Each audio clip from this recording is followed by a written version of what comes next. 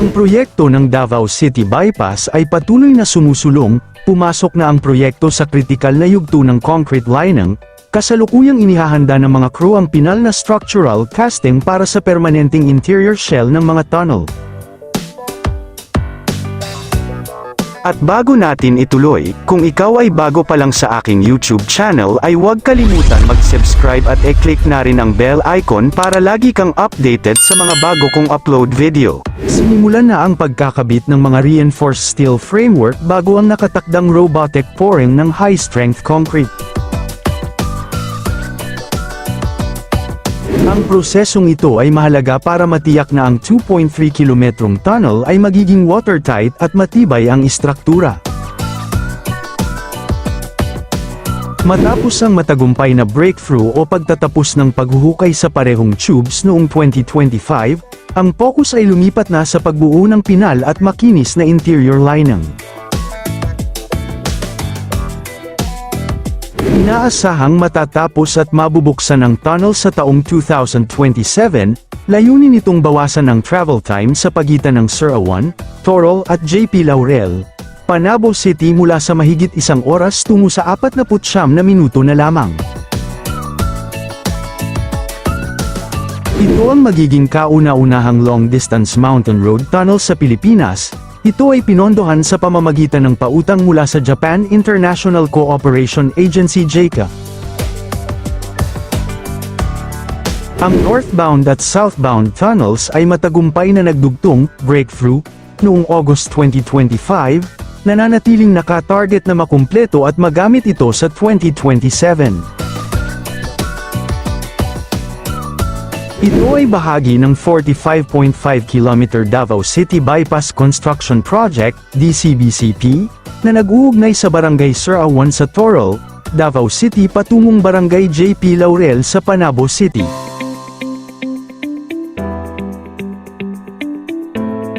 Ginamit ang New Austrian Tunneling Method, NATM, para madaanan ang komplikadong heolohiya ng bundok.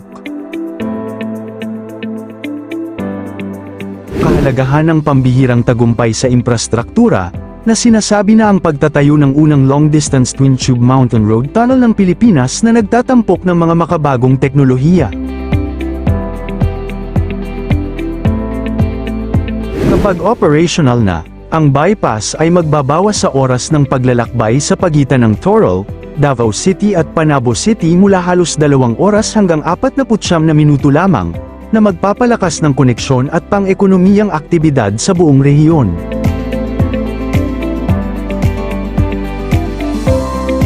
Ang Davao City Bypass Construction Project, DCBCP, na kilala rin sa tawag na Twin Road Mountain Tunnel, ay isa sa mga flagship projects na sinimulan noong panahon ni Pangulong Rodrigo Roa Duterte. Ang proyekto ay nagsimula sa ilalim ng Build program ng Administrasyong Duterte. Ang tunnel boring activity o pagbubutas ng kambal na tunnel ay sinimulan noong November 19, 2021, sa pamumuno ng DPWH. Ang Build, BBB, program, na inilunsad noong 2017, ay ang pangunahing programang pang-imprastruktura ng Administrasyong Rodrigo Duterte, 2016 hanggang 2022, layunin nito ang Golden Age of Infrastructure, sa pamamagitan ng paggasta ng 8 hanggang 9 na trilyon pesos para sa mga tulay, kalsada, railway, at paliparan, upang pabilisin ang ekonomiya, bawasan ang trapiko, at lumikha ng milyon-milyong trabaho.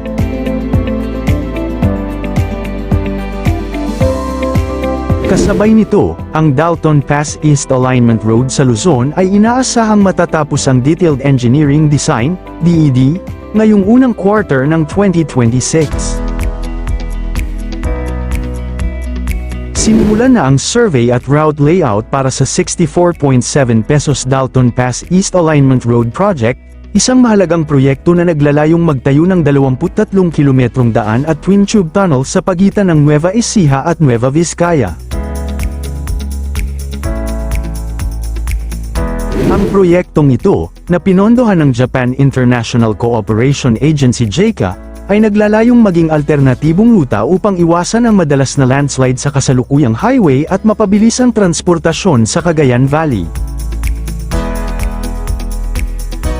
Magbigay ng mas ligtas at mabilis na daan, maiwasan ang pagkaantala dahil sa natural na sakuna, at palakasin ang ekonomiya at turismo sa rehiyon. May kabuuang 23 kilometro na may 4-lane road, kasama ang 6.121 kilometrong Twin Tube Tunnel, North at South Tunnel, sa Santa Fe at Caranglan. Kasama sa proyekto ang 10 tulay na may kabuuang haba na 5.828 kilometro. Ang mga survey at paglalatag ng ruta, route layout, ay kasalukuyang isinasagawa. Ang proyektong multi-bilyong peso na may haba na 23 kilometro ay inaasahang matatapos sa 2031. Ang proyekto ay inaasahang makatutulong ng malaki sa pagpapababa ng travel time ng mga motorista ang bumibiyahe papasok at palabas ng Region 2 at Cagayan Valley. Ipinaliwanag ni Governor Gambito na ang nasabing proyekto ay idinisenyo bilang alternatibong ruta sa kasalukuyang Dalton Pass Highway na madalas isara at itinuturing na disaster-prone lalo na tuwing may landslide at masamang lagay ng panahon. Dagdag pa ng gobernador, inaasahang aabuti ng hanggang 2 taon ang survey at paglalatag ng ruta ng kalsada. Binigyang diin din niya na kinakailangan munang makuha ang pahintulot at pakikilahok ng mga indigenous cultural communities sa bahagi ng Aritao, Santa Fe, at Caranglan, Nueva Ecija na maaapektuhan ng proyekto. Kapag natapos, inaasahang magbibigay ang proyekto ng malaking tulong sa mas mabilis na pagpasok ng mga supply, paglabas ng mga produkto, at sa pagpapaunlad ng agrikultura, turismo, at kabuuang ekonomiya ng Rehiyon 2.